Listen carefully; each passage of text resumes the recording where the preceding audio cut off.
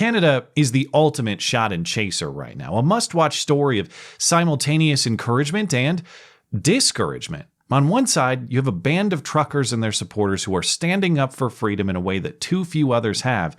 But on the other, you have a government now more committed to the crackdown than anybody else in the West outside of that lunatic in Northern Territory, Australia, who is rounding up Aboriginal people to put them in quarantine camps, which, yes, sounds like exaggeration, but is not. That was actually going on. The situation in Canada is now a meme-like who would win scenario between the bluest of collars and the highest of ivory towers. And the way this is going, only one can remain standing. Now, of course, both could easily remain standing if the ivory towers just cared a little bit for either their people or for their own political futures. But that's the thing about ivory towers. They're detached, and they have a long way to fall. So instead of the easy and moral solution, they choose the double down. They see the unrest their tyranny has created, and they sneeringly choose more tyranny. They seize the approach that Justin Trudeau took Monday. Sure, I see all those people out there angry with my rejection of their rights, but I bet they'll learn to love me if I just revoke a few more. The federal government has invoked the Emergencies Act to supplement provincial and territorial capacity to address the blockades and occupations. Invoking the Emergencies Act is never the first thing a government should do, nor even the second. The act is to be used sparingly and as a last resort. He is absolutely right. This is not the first thing you do. The first thing you do is smear your opposition as a racist fringe minority. And then when that doesn't work, you pretend to have corona and hide for a while and hope they go away. It's only after those things fail that you then attack free speech and suspend due process and resort to these extrajudicial crackdowns. And never, under any circumstances, do you ever try the first thing that any decent person would try and actually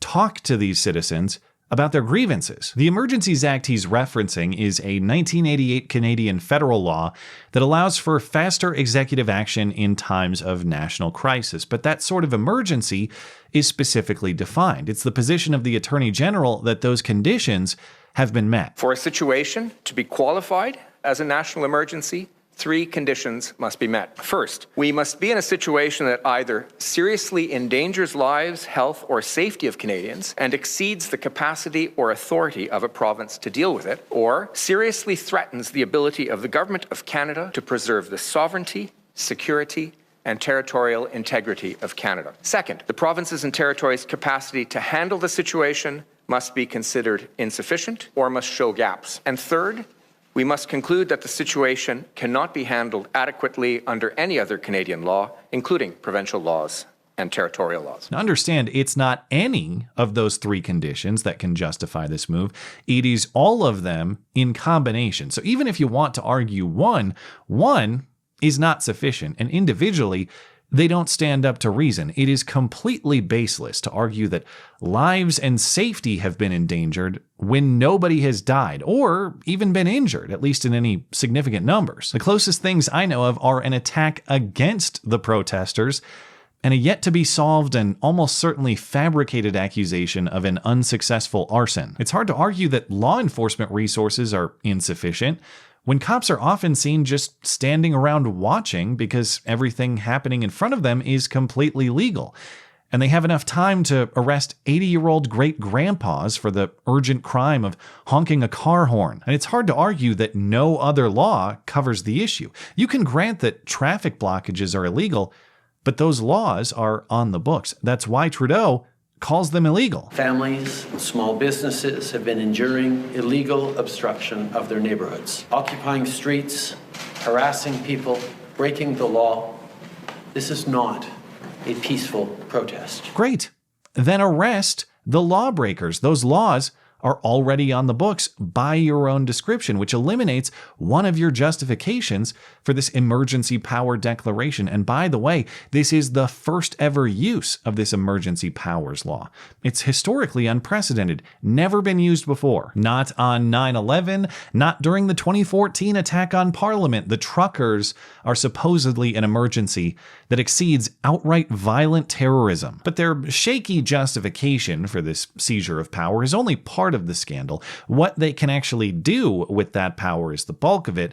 Of course, they'll imprison or fine you for participation in protests they now deem illegal. The police will be given more tools to restore order in places where public assemblies can constitute illegal and dangerous activities. These tools include strengthening their ability to impose fines or imprisonment. They can now compel private tow truck operators to remove these rigs regardless of their willingness to do it or not. One of the issues that we have seen is a challenge in getting tow trucks to actually show up to move these large rigs. Now, with these measures that we've put in place, there will be an ability to compel, for just compensation, tow truck owners and operators to actually do the jobs for which they have contracts with various orders of government to keep highways and roads clear. Okay, so I guess forced labor is just fine again, as long as I give you what I deem just compensation. You must go pick those fields.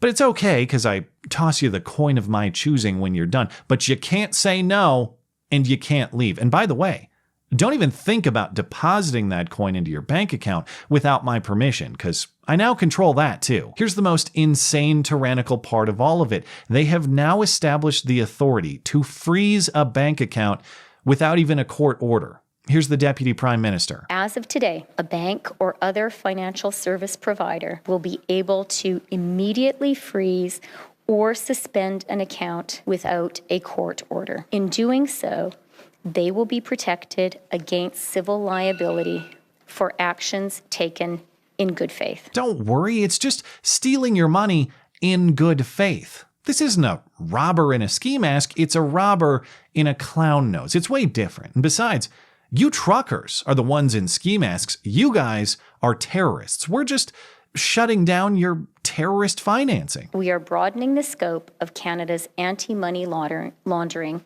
and terrorist financing rules so that they cover crowdfunding platforms and the payment service providers they use, including digital assets such as cryptocurrencies. If you haven't had enough just by the flimsy legal basis they're claiming and the tyrannical overreach they're planning, listen to the philosophical thinking behind the decision. Absolute Orwellian doublespeak. They have to stop you from doing what they themselves do. It seems impossible to be this blind to the hypocrisy, but then again, these are people so blind, they somehow think this story ends well for them. See, Canada is a rule of law country, which is why they have to scrap the existing laws and create new ones on the fly outside the normal legislative process. Canada is a rule of law country. By declaring a public order emergency under the Emergencies Act, we are following the law and we are acting within it. What's happening now is a threat to democracy. No, not us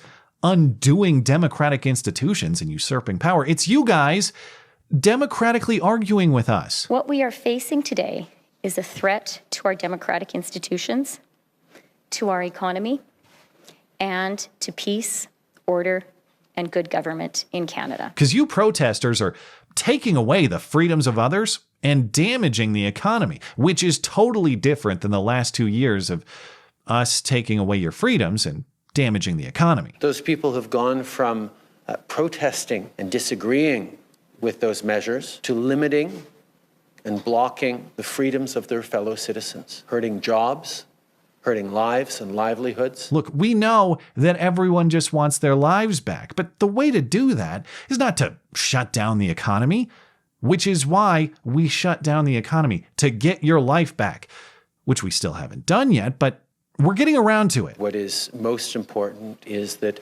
Canadians get their lives back, their communities back, their neighborhoods back, and can once again rely on their jobs and the trade and the supply chains that are supporting them and putting food on their tables. But the way to get through it is not to shut down our economy and hurt our neighbors. This isn't just wildly illogical and hypocritical.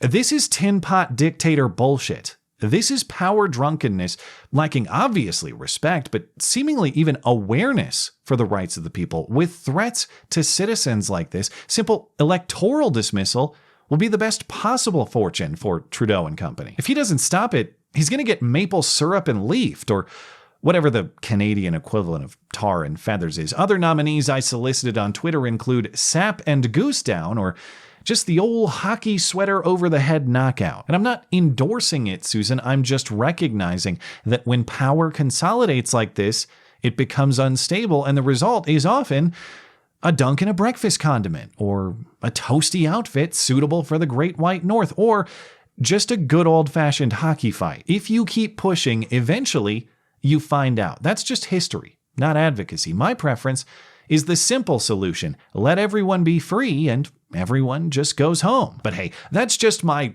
alt-right misinformation talking. Free, freedom, those are just buzzwords thrown around to try to get you, not anything of actual substance or meaning. That's the position taken by the other half of the ivory towers this week. And while the things said at the government podium are unquestionably the worst of the tag team, the media propaganda to support them isn't that far behind itself. And of course, in many cases, they're actually the same damn thing anyway, as is the case with government-funded CBC News, who says in an article posted Sunday, freedom is not the fundamental value at stake here. Freedom, as the product of respect for and securing of your rights as government's foundational purpose, is irrelevant. It's really just a right-wing buzzword, and experts say that. So any questions you may have need not be asked. And a week ago, the Globe and Mail said much the same. Freedom is just a weaponized term of the alt-right to undermine democracy. Pay no attention to the suits at the podium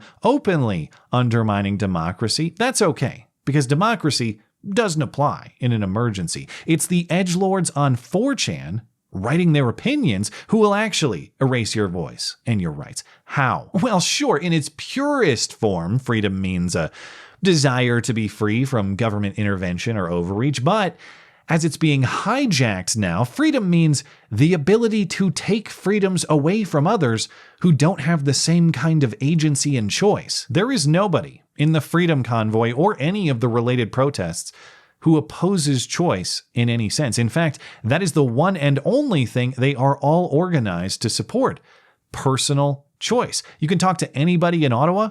You can talk to anybody at any of the border crossings. Not one will advocate for the removal of choices from other people. They just want to make their own. Okay, well, freedom can mean a rejection of equality.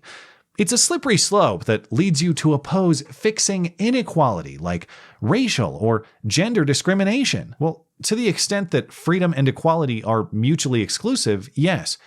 The only equality that matters is equality in rights and equality before the law. All other equality isn't just undesirable, it's unachievable. No two people are equal in any capacity other than in their rights and before the law. They are not equal in height.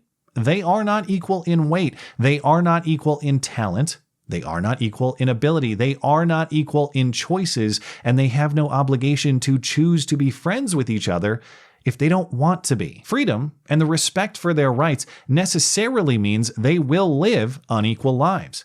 And that's not just okay, that's morally correct, actually.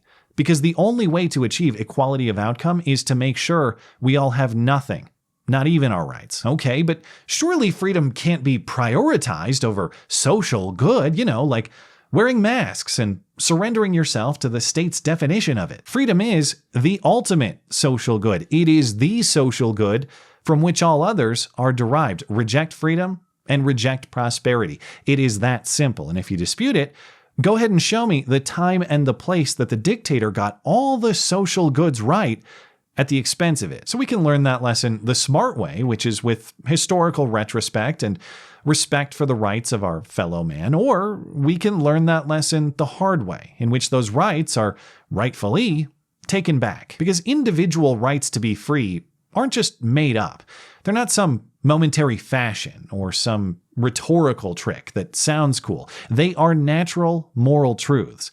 That's why they're so pesky at always fighting back. They're always re-emerging despite the tyrant's attempts to crush them. They are the natural order of things. Just like gravity or any other law of the world, you can fight it and you can tinker with it a little bit, but you never beat it in the end. You can build an airplane and you can defy gravity for the moment. Maybe you'll fly for a minute or maybe even a few hours, but eventually you will run out of gas. You always work within the natural order of the world. You never beat it. And so this fight against the natural order of the world will eventually run out of gas too. Besides, it has to. Gas cans are now illegal in Ottawa anyway, so good luck maintaining the fuel. You did this to yourself, Justin. Thanks as always for listening and for supporting this channel. Always appreciate that thoughtful discussion down below and especially over on Gab. That is at ML Christiansen. You're always welcome to coming out and chat in my live streams. Those are linked down in the description. Looking forward to it. Goodbye.